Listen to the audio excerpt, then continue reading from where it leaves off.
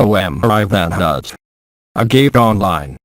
Channeling by Jean-Luc Ayoun. Animation and translation, Spanish, by Elisa Bernal. January 30th, 2021. Elisa. There, now we have Jean-Luc. I fitting, that's it. Elisa. So, I'm going to put on the recording when you're all good. In the meantime I'm not recording. So, I'm going to record as soon as you give me the okay. As soon as you tell me, I'll put recording. Let's go. So, I remind you that during the kenneling of Grandpa Omram, there will be a speech. I think it's been a long time since he spoke, and, of course, there will also be answers to the questions that will be in the second part of the kenneling. When the kennelization is finished, a little before 9 p.m., Elisa, you let me speak. Yes, of course. Elisa. And afterwards, when the channeling is finished, what will happen? Jean-Luc. Jean-Luc has problems with his iPad. He will have to have a good connection. After the channeling, can you hear me? Elisa. Yes. Jean-Luc. Yes, hello, can anyone hear me? Elisa. Can you hear me? Elisa. Hello. Yes. Elisa. Good, well that's it. I can hear you but I don't know if you can hear me. Elisa. I can hear you. Sometimes you lose the connection. Good, so we can get started. Everybody is set up. So there you go, I'm just finishing preparing the wires because they're everywhere. And that's it. Elisa. Let's start the kenneling. You put your microphones on and you silence everybody. Omram Michael Aïvanhov. Well, dear friends, I am extremely happy to see you again.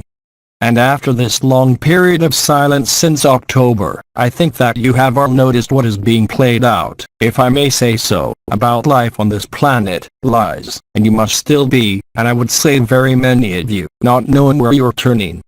And for some of you who don't live agape, there is, I would say for many of you, a form of confusion. It's as if, as I named it, the small bicycles at the time, could no longer circulate normally. And you see on different levels, and all your habits, whatever they are, in life, in society, led you to a kind of confusion. But it is in this confusion that you're going to live the truth.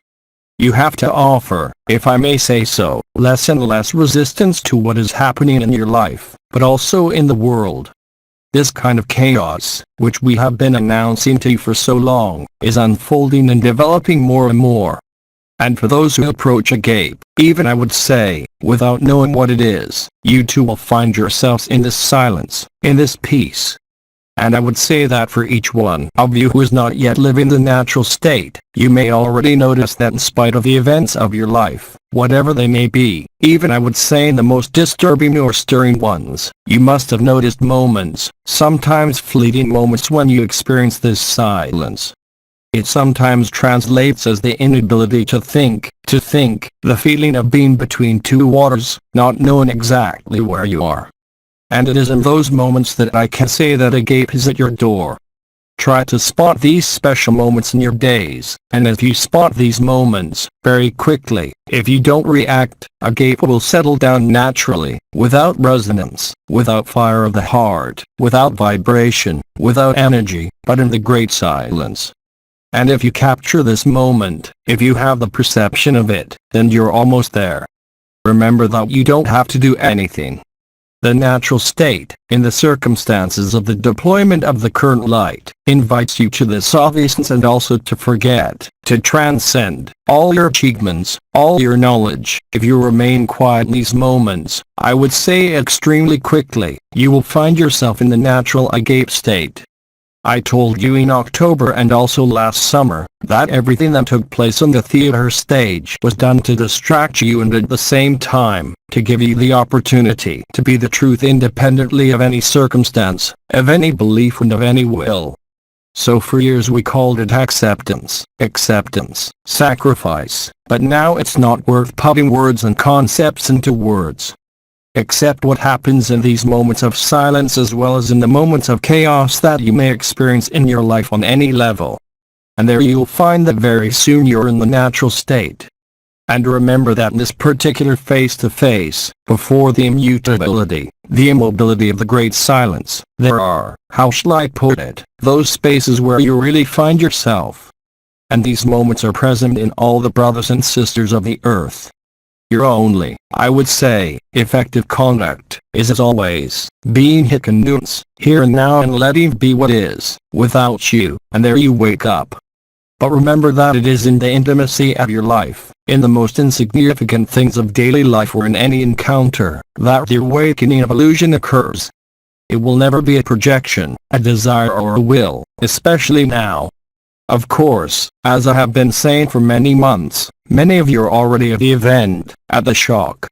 All that remains is to live life with more and more inner silence, and let this extraordinary flower blossom, bloom, blossom. It is inescapable, whatever you're going through, as it has been said, big misery, solitude. Everything that happens in your life, and that you have written, has only one goal, which is the same for everyone. It is to get out of the illusion, not to judge where's the good, where's the bad. And I take this opportunity to say that many of you also realize that you live this peace when you breathe inwardly. And that this peace disappears when you play the game again and lose sight of the fact that you're the truth. And it is precisely in those moments that you have the most luck, the most probability, to meet each other, to find each other again. Today, everything else, knowing what is true or not true in illusion, is of no use to you. More and more, life will lead you in every possible way to turn you inward, to who you are. Because, in the end, you will simply no longer be able to identify with any scene in this world and this illusion. At that point, as Abba says, you will vomit out this world but not life. You will vomit that which is just passing by, and you will find yourself naked and in the natural state. And more it will be like that. The more you are going to be lost in society, in roles, family, emotional, friendly, the more you will eventually feel betrayed, deceived, or deceiving others, the more it will disappear completely from you. I know that many of you experience this. So with those things said, if you don't mind, we'll now play the question and answer game. I'm just asking you to avoid asking for interpretation of dreams, because we're not there anymore. But I insist on your inner experience in your questions. So please don't talk to me about vaccines, or the New World Order, or politics, or finance, or anything else. You have to be interested in yourselves, in what you are living inside you. So, now, I am available for a long enough time to answer your questions. Alisa, you don't need to have the will to be in the gate because it's going to happen, because to be in the here and now, you need to have the will and the awareness of wanting to be here and now. So, of course, the will, the consciousness of, is of no use to you. Will corresponds, I remind you, to the second chakra, to the hara. And if you implement the will, you close your heart. If you abandon the will, even in the face of fears, and if you wait a few seconds or a few minutes without reacting, then you will experience silence. And as our sister says, the mistake would be to desire or want the natural state, because if you desire or want the natural state, you are really creating a distance between the truth and you. Whereas if there is no will in relation to that, then at that moment you will experience it. Keep your will, keep your strength to do what you have to do on the theater stage. Some of you are still very active in the life of this world and some of you are not. Accept that you're already in the best place and the one and only place that is due to you, that you have written in the memory of who you will emerge. If you still believe that you need a tool, then you also put some distance. The only tool is yourself. So of course, you can, first of all, for those who perceive the vibration, place your consciousness at the heart chakra, here at the heart of the heart. But more often than not you don't need that. You just need to be present to yourself, present in the dream or the nightmare, and there you're free. The natural state will never be a conquest, will never be a vibratory state. We're here far beyond, if I may say so, far beyond the supramental. Truth does not need energy, form or even perception. And remember this important phrase, when you're there, in the natural state, you can't go wrong. Recognition is immediate and you cannot deceive anyone, neither the other nor yourself. You can have doubts on the theater stage, yes, of course. But in the natural state, in the agape state, there cannot be the slightest doubt. And of course, this will be reflected, I can say, will be reflected precisely in the course of your life, whatever it may be. You are going to see a resilience of that body. You will find that the mind cannot take you away and that emotions cannot destabilize you. And that even at presence, when you feel the energies, whether it is a disembodied person, whether it is an angel passing by or a devil, you will find that you remain true to yourself. You are no longer led by a dialogue with the invisible or by a vision of the invisible. Between individuals, whether conflicts or joys, don't change what you're living. It just passes but does not change who you are. It's something you live every day, whatever your life. If you understand this and, above all, put it into practice, you are free right away. But as our sister said in her question, be careful to be lucid.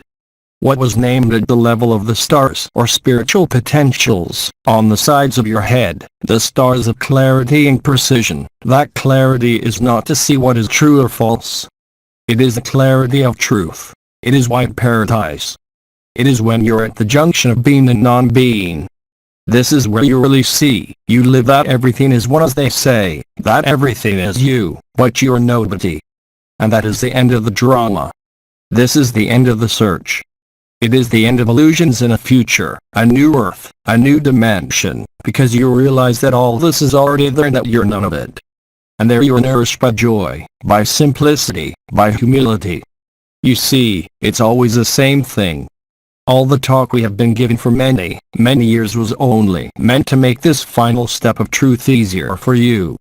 So, of course, on a personal level, when you come back into character, even if you're not fooled, and I can see that you can find, in the linearity of this time, that it can be long, difficult or arduous.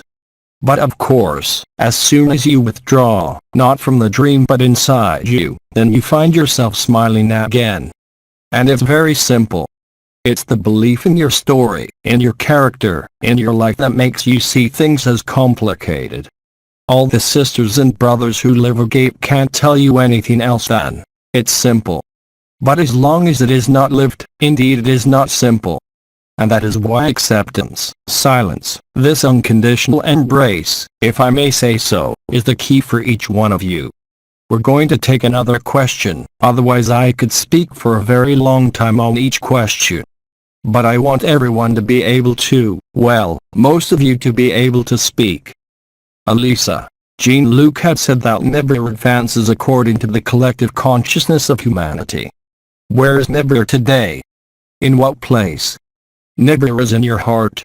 Nibiru is, as I said last time, circling around the sun, or if you prefer, circling around your heart, because the heart is the Sunday. I have always told you, already in 2012, I remember very well my last intervention, on December 5, 2012, where I humorously said that those who had taken credits hoping not to pay them because of December 21, 2012, were going to have surprises. And saying where Nibiru is doesn't mean anything. Its influence has been constant and progressive for more than 30 years. But don't look for a location anywhere but in your heart. You all have the possibility, as a sister channeled a few years ago, of entering into resonance with her cobbles in your heart. And the more you recognize Nibiru in your heart, the more the outward, visible aspect of Nibiru will become more and more visible. So, do not look for it in the sky. It is within you.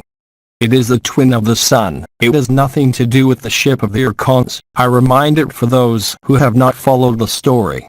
I remind you that all the questions you ask yourself are not inscribed in the passing of time and in history, but only in the silence of that present moment. This is not meditation. It is not vibratory ascent to the supramind. It is much more than that. Remember that there is no effort to be made, and that the more you live the natural state, the agape state beyond any state, the more you will experience joy, even if you're dying, even if you're losing all your money or your wife or your husband. In fact, you have never lost anything. And in fact, you can't lose yourself. You have the illusion that you're lost. And when you don't have any roads or exits, you're not going to keep turning around in your head or on the bikes to find an exit outside. The exit is inside. Accept that and you'll check it out. Another question. Sister, can I speak now? Elisa, yes. Sister, can I now? Yes, of course. Sister, it is both a testimony and maybe at the end of my testimony, maybe there will be a question, I don't know. Sister, a long time ago, almost 30 years ago, when I wasn't expecting anything and hadn't asked anyone for anything, my heart tore in my chest, it hurt. It really felt like it was torn, and all of a sudden, I found myself as if I was being sucked into a space that had no more space, into a time that had no more time, in the presence of a presence that had no presence. The only thing that was present was love, a love that is not human. Sister, at the time my life was a nightmare. My heart was a bottomless pit, and in the presence of this presence that was both me, I prostrated myself before this love, which was both me and everything. And I, who did not believe in anything, I hardly knew the existence of that Kitras, I bowed down and said, how could I forget? How is it possible to forget who I am? So, I'll pass you over, because I don't want to monopolize all the time. Sister, things happened and then life began again. The presence, which was both me and them, not me, I can't find the words, had said to me, from now on, you will open up. And you will never forget again. You will never forget again. I never forgot again. I came back to my normal life, and then after a little while, this love, what I had felt, it was as if it had gone a little bit, as if it had closed. And yet, I haven't forgotten. Sister. So, I began to look for everything I could to try to keep it so that I would never forget it again, to feel it all the time, to keep it in that state, but I couldn't. I couldn't do it. All those years went by, and then, not very long ago, I listened to your REM video and I thought, but that's it. You put words to what I had lived through, that I had never shared with anyone. That's it. Sister. So today, of course, during all these years, I had so much wanted to find this love again, to no longer cut myself off from it. Today, of course, I have understood, I don't have the will, agape at all costs, but I still need to focus on what is important. Because if I let my old habits, my mind, my emotions, stay watching what's going on outside, watching the movie, then it's like I've had something in my sight since I've had this experience. Sister, it's like it's the ultimate goal of my existence. That's it. So I don't think I'm putting any will into it. That's it. So, dear sister, the answer is very simple. When we live an experience, especially of this transcendent nature, and as you say yourself, it is an experience, you can no longer forget it, because you knew and you still know today that it is the one truth, this love. And what seems to create in you this notion of something that happened years ago and that you no longer live today? Do you want me to tell you? It's very simple. You are attached to the memory of this experience, this truth. And that in the intimate mechanisms of your consciousness, the fact of considering it as the truth, which is true, but moreover, of thinking of it as something that is past, that you haven't forgotten, that you can't forget, but that you don't live today. Because the simple fact of evoking this experience, as you say very well, creates an expectation and creates a distance that is artificial and maintained by your own consciousness. I remind you that you're much more than consciousness and that you're interior to consciousness. But the mechanisms of the brain, especially memory, which are related to all those things that stubborn head told you about at the time concerning neuroscience, the little devils and all that, I can tell you, my dear sister, that you're unconsciously maintaining somewhere, unconsciously, a lived memory that doesn't have to be a memory to remember, but simply, beyond memory and remembrance, to accept that you're that all the time. It is because somewhere still you're clinging to this experience of truth. But I remind you that truth is not an experience. It is a state beyond any state. So what I can advise you to do, like countless brothers and sisters who went through this kind of thing years ago, is to stop thinking about the past. How do you want to be in the present moment if you're trying to relive this past memory in the present? It creates a distance. It creates a sense of distance. And all this is secreted by the part of your consciousness that is linked to memory. And what is memory? It is the soul. So, the only advice is that the state that you've experienced is always there. And realize, hello. Sister. Yes, I'm here. Ah, okay, because I couldn't hear the Spanish translation, so I couldn't understand why it wasn't speaking in Spanish anymore. I was saying, the only thing you have to understand is that, this memory that is the soul, there's no point in trying to find it or chase it away. You will find exactly this experience, but permanently in the present moment and not in the memory. You said it yourself, it is unforgettable. But it is not because it is unforgettable that it is lived in the instant.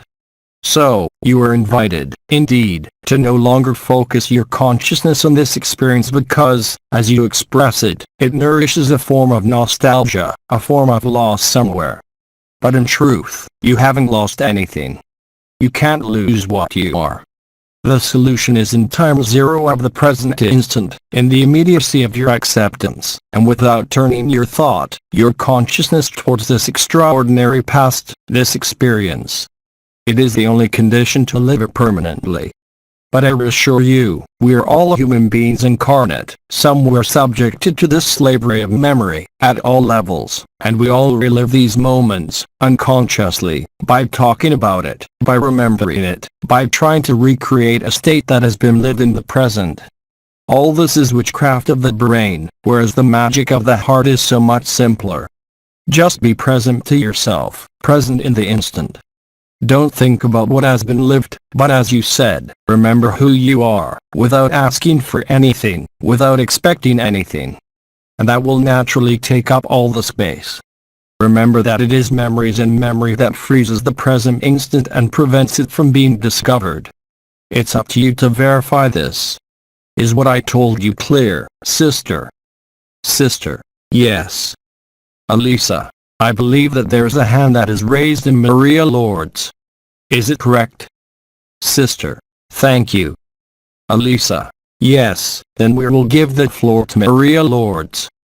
Brother. When someone feels the impulse to compose a musical note, where does the impulse to compose music come from? But don't forget that we are creators. We talked a long time, during the years 2016 and 2017, about all these things. And the question is which one exactly? Elisa, where does the impulse come from? The impulse. The impulse, Elisa. The impulse to create something, for example, music. What we talked about, I didn't actually finish the word, is conscious co-creation.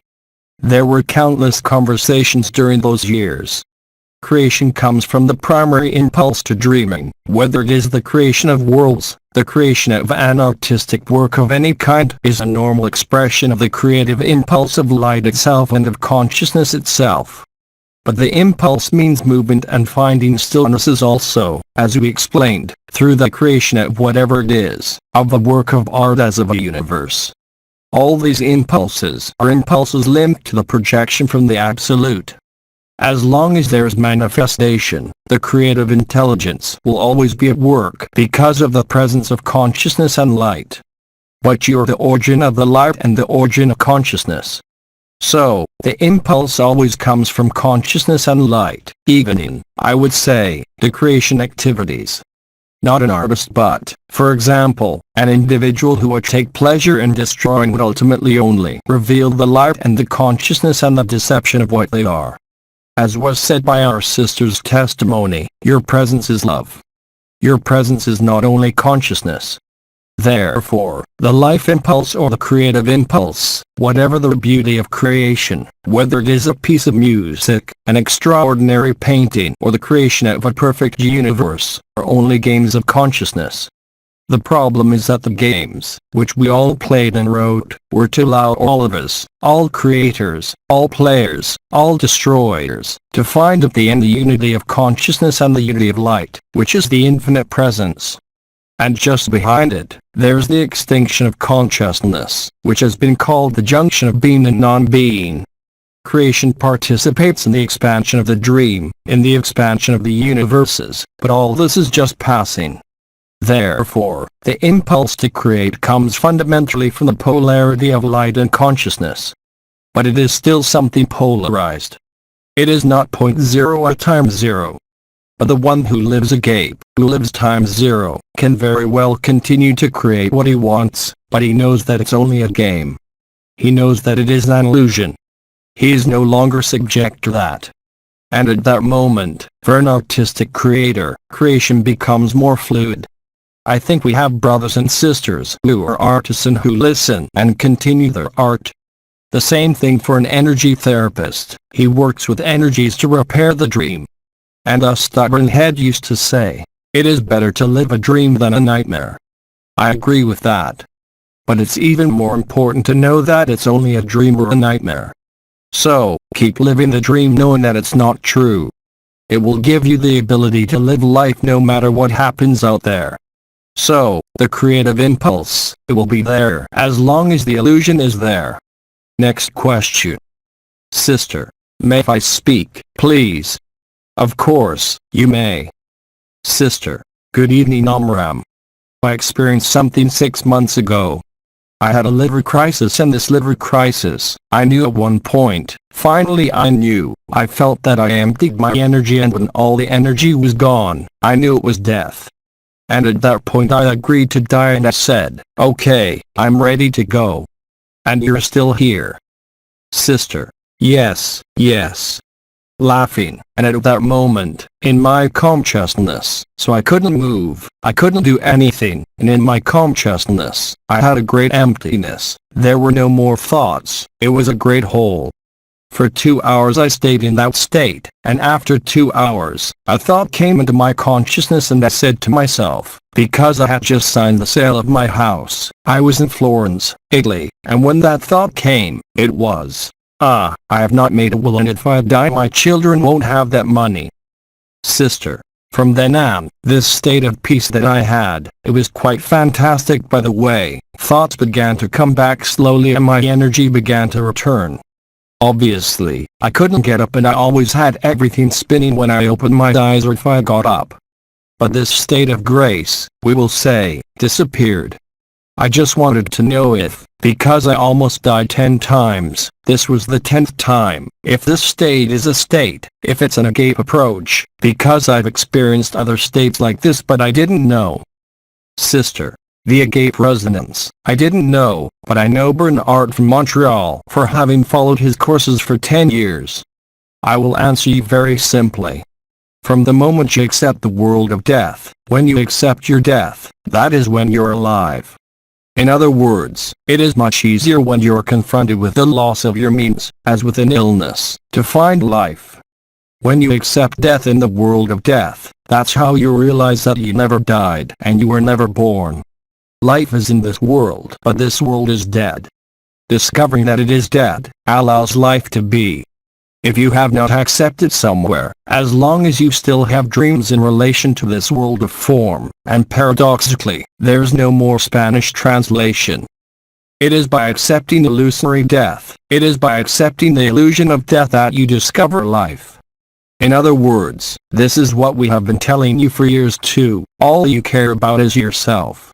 And of course, what do we all hold on to when we are incarnated? We care about the life of what we know here on this earth. And so we hold on to the world of death, the world of history, the world of suffering. It is the moment when you die to this world, it is the moment when you die to yourselves that you discover the truth and that you're free from this world of death. It is the world of suffering, the world of karma, the world of illusion, and ultimately the world of death. And indeed, as you say, during certain crises, like our sister just now who had not asked for anything, or you through this crisis of liver, that is the proximity with the truth. The problem so far is that all of us when we die, even I am almost all the elders, die with this memory, and we are trapped at that moment by the astral matrix. We're trapped. I had explained in 2009 and 2010 that even we, the elders, the Melchizedeks. When we left our bodies, we were intercepted, we were stalked, if you will, in the higher astral, in a sphere called a ship where we accompanied you, whether by the voice of stubborn head or by others but also by our experiences on Earth. We too were obliged, all Melchizedeks that we were, to solve the story we had told you. And that we too needed a certain January 29th to be silent for a long time to digest all this. I had always told you that the only one who had escaped from our ship was, of course, Nisargadatta, Bitty. Bitty was a link between past history and the present history that puts an end to the past. Of course, things always come to light a posteriori, after, not before. As Abba said, we have gone back up the thread of creation until we came across the primary anomaly. So, we had to respect a scenario somewhere to discover, at the same time as you and at the same time as the entire intergalactic confederation of free worlds, that we were all without exception in something that was not quite right. We too had to remember who we were before creation. It is at this time of the year, from January 29th, believe it was 2018, that there was a silence, a form of gestation, to arrive at the truth and to awaken us too from this notion of evolution, of karma, of root race, in short, to believe we were imperfect, to believe we had to evolve. Whereas in reality, we only have to turn around inside, because the good news, as I said, the Christic Matrix as we called it at the time, is fully active, totally accessible to all. Anything else to say about that? Another question. Sister, can you hear me? Yes. Good. Sister, hello Oma. Hello. Sister. The character feels a certain shame about the observation I'm going to make here. For some time now, I have been amazed at how quickly, if I place myself in the honesty of the here and now, the fluidity, the joy that flows from it. However, I observe that the character quickly takes hold of this well-being and just as quickly follows a plunge back into chaos. And these comings and goings become unbearable. How to thwart this infernal mechanism?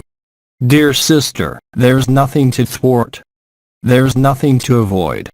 This is the normal goal of this game. As I said, it's face to face. And as you explain it, you see very well the difference between the truth of this inner joy and the lie of this character. Sister, absolutely, absolutely. But it's exactly the fact that you're constantly going from one to the other that's going to make you vomit. Vomit this character and make this joy stable.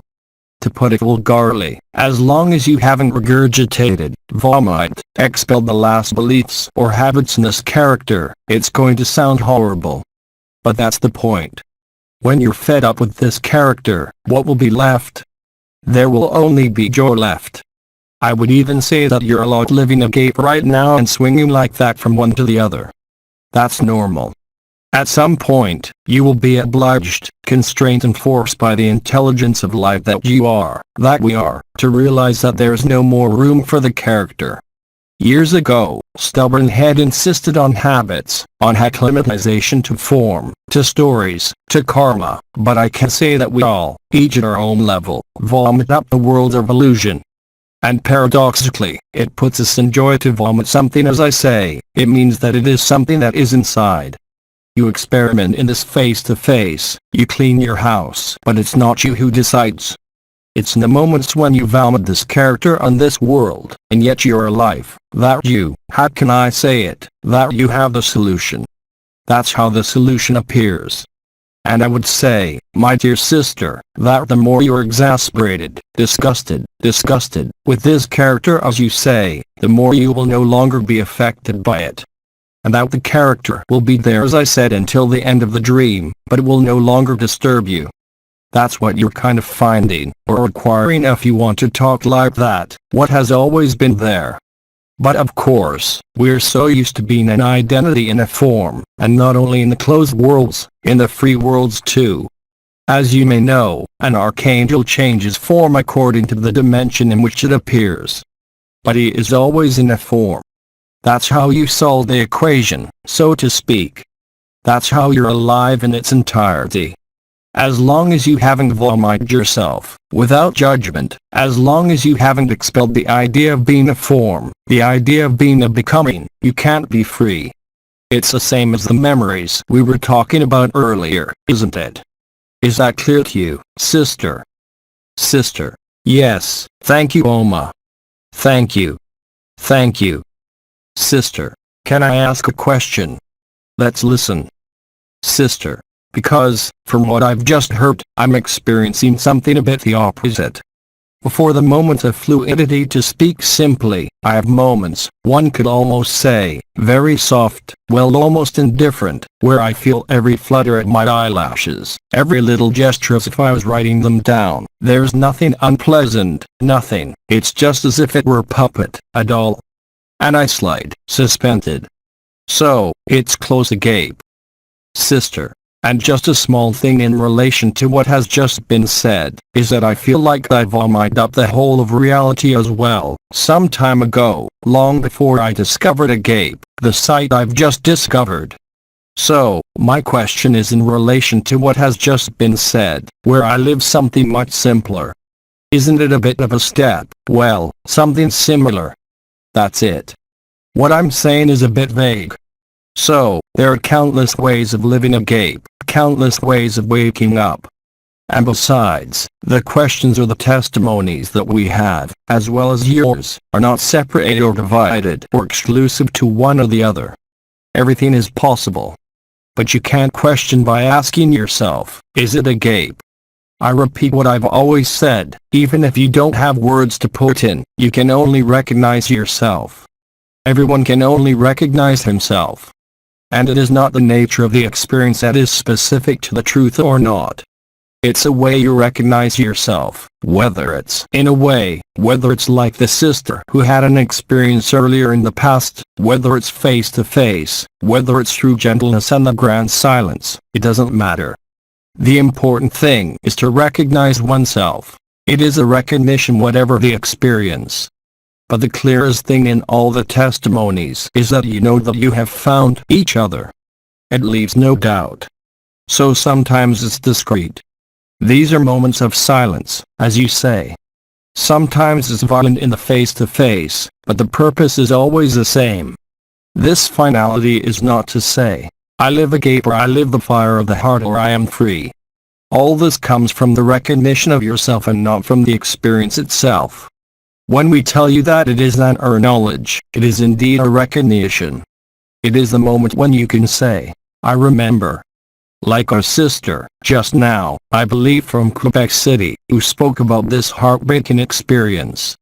Of course, she had the impression that it was a past experience and not a permanent state that is there all the time, on the condition that I would say to die to one's own illusions and also to die to the illusion of the world. All this to conclude that, whatever the experience, only you can know if it is a truth or not. I said, you can't be wrong, you can't be deceived. All the sisters and brothers who live it, no matter how they live it or how they arrive at it, always find the same thing. They have finished forgetting, they remember that they're prior to everything. They do not need to vibrate, to feel the energies, the kakras. Elisa, I didn't understand. They don't need to feel the kakras, even though for many of you it has been through this vibratory energetic approach. It would be good for you to remember that there is no stereotypical experience of living the truth. But the consequence is always the same. You have recognized yourself. This is the moment when you can no longer question yourself in any way, when you live or do not live, because you know that your life, and that no character, no story can limit the light that you are. It is a recognition that is made in your intimacy, and that is verified every day, whatever you say, whatever you think. The central element is this, to remember effectively and concretely who you are. And when I talk about remembering who you are, I'm not talking about memories or past memories. I'm not talking about stories. I'm talking about what is prior to all this, where you recognize yourself. Where we elders, as Melchizedeks, recognized ourselves as nothingness and whole. There's no hierarchy. There are truths between limp and stubborn head would tell you, what he calls it, a quantum entanglement. It sounds learned. You have to find the word in Spanish, quantum entanglement. In fact, it's much simpler than that. Everything is in everything and everything is nowhere and everything is in nothing. And that's what you are, in truth. So, don't compare your experiences, but obviously, the testimonies, the lived experiences are very important. We have invited you to testify. And that's why I said at the very beginning that I prefer you to testify, not about history, not about how you got there, or not about how you arrived there, or not at all. But rather how it translates today. What is the result? Because when the natural state is there all the time, you necessarily live the same thing, whatever your age, whatever your life and whatever you think. Truth is unique. Nail used to say, the absolute truth and the relative truth. The absolute truth is the same for everyone, here and elsewhere. So, whether it is this word agape, whether it is the words of space interdimensional resonance, beyond words, beyond adverse experiences, the result is common and identical. Elisa. What? I have lost. Because we're in each other, effectively, really and concretely. This is what is to be understood in the true sense of the word and, above all, to be lived. And please note that I am not talking about ego, or positive ego, or negative ego. It is not an ego problem. It is not a problem of the soul. It is not a problem of story or scenario. It is the problem of the present moment, of time zero if you will. The moment when all the concepts, all the stories, all the memories, all the forms and all the futures turn out to be an illusion and where you live a joy that does not depend on anything or anyone. Elisa. What happened? Jean-Luc, we lost you. We can't hear you anymore. I can't hear you anymore. Grandpa, we lost the connection with the microphone. To cut the thing and we will restart. I'll be back in 2 minutes. Can you hear me now? Elisa. Yes. Well, listen, it felt very well because it's 9 p.m. Grandpa hasn't had time to say goodbye, but now it's time perhaps to move on to agape. Elisa. That's it. Yes. So, well, we didn't have time to say goodbye to Grandpa. If he had something to say, he will come back tomorrow. What I propose now is just to be there, close your eyes, move as little as possible so that the body is at rest. And simply together, let it be what it is. We have nothing to project, nothing to ask, nothing to expect. Simply be there, posed in silence. I'll say goodbye now. I'll stay on the line, of course, and we'll cut the connection in about 10 minutes, after the silence. So, I say goodbye right now before I also settle down in silence with you. So, now I am silent. I will hang up without saying anything in 10 minutes, when it is over. Is that all right? Let's go. You can, if you wish, stay like this for as long as you like. As for me, I'll see you tomorrow from 2:30 p.m. to start at 3 p.m. Silence. Agape resonance. Through Jean-Luc Ayoun. Less transformations.